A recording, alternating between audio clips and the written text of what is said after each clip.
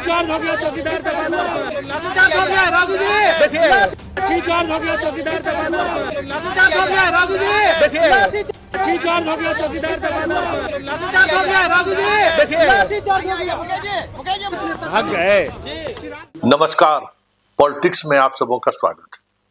और आज हम पॉलिटिक्स में बात चिराग पासवान की पॉलिटिक्स की कर रहे हैं। जी हाँ, जो पॉलिटिक्स दिखा रहा है, जता रहा है कि अगर यही राजनीतिक शैली चिराग की रही या यही राजनीतिक शैली चिराग की पार्टी की रही तो रामविलास पासवान के इस विरासत का के जाने से कोई रोक नहीं सकता है, चिराग के बुझने से कोई रोक नहीं सकता है। ये मैं इसलिए कह रहा हूं कि रामविलास पासवान जिस विरासत के सहारे बिहार की राजनीति में वो बने रहे, वह विरासत क्या था? दलित पॉलिटिक्स। और उस पॉलिटिक्स में क्या पॉलिटिक्स था, मुझे खुद मैं उसका खुद साक्षी हूं कि रामविलास पासवान जब बिहार आते थे, हजारों लोग बैठे रहते थे उनसे मिलने के लिए। सबसे पहले वो दलितों से मिलते थे, जिसमें ज्यादा पासवान जाति के लोग होते थे। उसके बाद कुली से मिलते थे, उसमें भी बहुत ज्यादा संख्या में आपको पासवान जाति के लोग मिल जाएंगे। उसके बाद चौकीदार संगठन से मिलते थे, उसमें भी बहुतायत आपको चौकीदार में पासवान को मिले। ये तीनों से जब वो मिल लेते थे, तब फिर आम जो कार्यकर्ता होता था या जो नेता उनके होते थे, उनसे वो मुलाकात करते थे। ये कोई मैं पहली बार एक बार नहीं देखा हूं, उनके कई कार्यक्रमों में हम शामिल हुए। जब समस्तीपुर के सांसद थे तो उस समय में तो हम लोग बच्चे थे, हम लोग तो भाई दिल्ली यूनिवर्सिटी में पढ़ते थे। उस समय में तो उनकी राजनीति समझ हम लोगों को नहीं आती थी। सिर्फ हम लोग रामविलास जी के सांसद थे, हम लोग उनके वोटर थे, तो रिश्ता उन्हीं तक सिमटा हुआ था। लेकिन जब पत्रकार बने, तब रामविलास पासवान की राजनीति को बहुत करीब से देखने और समझने को मौका मिला। उनके भाई हमारे यहाँ लगातार रोसड़ा से सांसद रहे थे। रामविलास पासवान की अपनी एक शैली थी, लेकिन साथ साथ इसके अलावा अल्पसंख्यकों पर भी उनका एक अलग स्टैंड रहा करता था। इसलिए रामविलास पासवान की पार्टी जहां कहीं भी खड़ी होती थी तो अल्पसंख्यक का एक बड़ा वोट रामविलास पासवान को मिलता था। लेकिन चिराग की राजनीति को देखिए, चिराग रामविलास पासवान के उस लेगेसी को, उस राजनीति को, जिसके बदौलत रामविलास पासवान देश की राजनीति में टिके रहे, उस आधार से, उस राजनीति से लगता है जैसे चिराग को कोई मतलब ही नहीं है। और चिराग को मतलब तो नहीं है, और उनके विधायकों की स्थिति तो उससे उनसे भी बुरी स्थिति है। बिहार विधानसभा के सदन में रामविलास पासवान को लोग बेचारे पर बेचारे कहे जा रहे थे। पुराने ही लोजपा बोधगया से जो विधायक है, पहले रामविलास पासवान के काफी करीबी थे, उन्हीं के भाई की हत्या हुई थी गया कंस्टिट्यूंसी में लोकसभा चुनाव के दौरान। बहुत सर्वजित से, बहुत घरेलू रिश्ता था। लेकिन बाद के दिनों में बहुत सारी चीजें बदली तो वो भी बदल गए। लेकिन ये बात समझने की थी कि मुद्दों की राजनीति में वो हमेशा अपने वोट बैंक पर खास नजर रखते थे, चाहे सरकार किसी की रही हो। वाजपेयी की भी सरकार में रहे, मोदी की भी सरकार में शुरुआती दिनों में रहे, लेकिन वो अपना स्टैंड मुसलमान को लेकर, दलित को लेकर एक अपना स्टैंड वो बनाए रखते थे।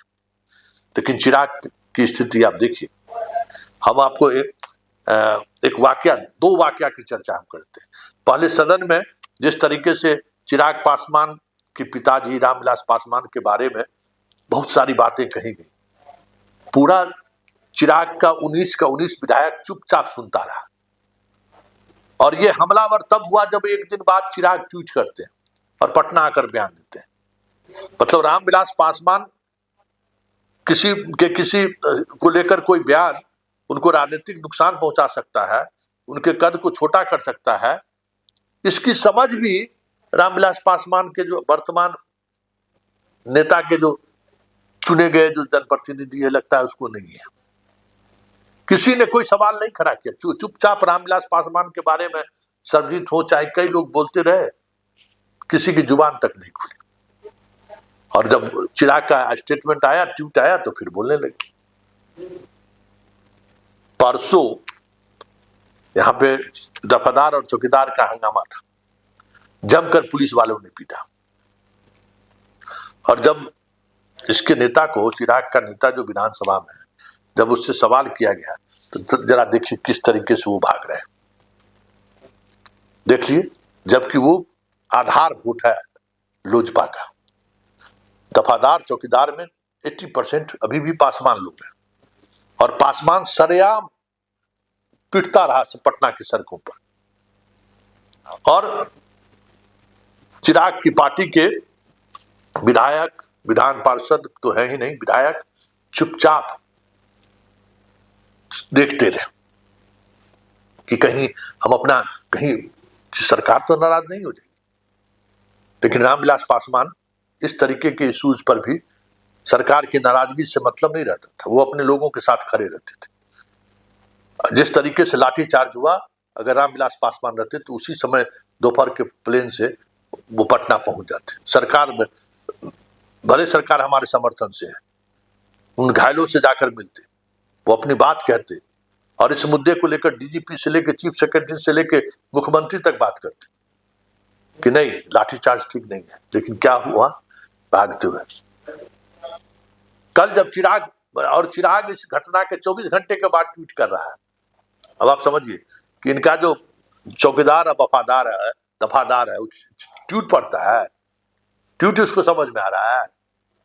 मार खाने के 24 घंटे के बाद जो है सो बात, वो उन्होंने पोस्ट लिखा है इस पर है। और उसके बाद आज तिवारी जी जो है बयान दे रहे हैं, जरा वो भी बयान सुन लीजिए। लाठीचार्ज हो गया चौकीदार दफादार, लाठीचार्ज हो गया राजू जी, देखिए लाठीचार्ज हो गया, भाग गए। सुन लिए, ये प्रवृत्ति रामविलास पासवान की पार्टी को बड़ा नुकसान दे दे तो कोई बड़ी बात नहीं होगी। क्योंकि एक तो वैसे ही नीतीश कुमार के शासनकाल में, जब से नीतीश कुमार 2005 में सरकार में आए, तब से पूरे पासवान की राजनीति को ही उन्होंने खत्म कर दिया, दलित और महादलित बनाकर। और पासवान पदाधिकारी हो, पासवान नेता हो, पासवान ब्यूरोक्रेट्स हो, आईएएस आईपीएस हो, एक रणनीति के तहत कभी तवज्जो नहीं दिया उन्होंने। पूरे तौर पे ऐसे पदाधिकारियों को वो किनारे रखा। जैसे यादव नीतीश के शासनकाल में प्रताड़ित रहा है, पासवान भी प्रताड़ित रहा। कुछ समय के लिए दोनों साथ आए तो थोड़ी चीजें बदली। रामविलास पासवान पिछले बार जब साथ आए थे तो कुछ माहौल बदला, कुछ चीजें नहीं आई। लेकिन चिराग जो राजनीति कर रहे हैं, और चिराग जिस राजनीति पर आगे बढ़ रहे हैं, वो आज भी नीतीश को लेकर सहज नहीं है।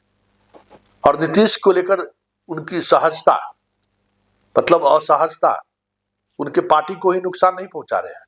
उनके एक बड़े समर्थक वर्ग जो रामविलास पासवान के लिए करो और मरो की स्थिति में रहा करता था, आज वो सारे लोग धीरे धीरे हटते जा रहे हैं। आज इनके विधायकों की स्थिति देख लीजिए, इनके मंत्री की स्थिति देख लीजिए। अपने अपने हिसाब से अपने काम में सब लगा हुआ है। पार्टी हमारी बची रहे, अगली बार भी हम विधायक बने, 2029 के लोकसभा चुनाव में हमारे नेता चुनाव जीत कर जाए, ना इसके लिए कोई सोच है और ना ही इसके लिए कोई योजना दिखता है। मतलब लगता ही नहीं है कि ये रामविलास पासवान की पार्टी है। अल्पसंख्यकों पर हमला, चुप्पी, कोई नहीं। वो तो हनुमान बन गए हैं, वो हिंदुत्व की राजनीति करने लगे। तो जो हिंदुत्व की जो राजनीति है, वो राजनीति दूर दूर तक चिराग को सूट नहीं कर सकता है। और यही वजह है कि भले ही आप बीजेपी के साथ रहते हुए चुनाव आप जीत रहे हैं, जब आपको खुद के स्टैंड पर चुनाव लड़ने की बात आई तो 2020 के चुनाव में भी आपको वोट इसलिए आ गया कि उस दौर में सवर्णों का एक विद्रोही तेवर था नीतीश के खिलाफ, इसलिए आप वोट ले आए, सीट नहीं जीते। लेकिन जो राजनीतिक लाइन है, उस लाइन में आपकी पूरी राजनीति ही खत्म हो जाए तो कोई बड़ी बात नहीं।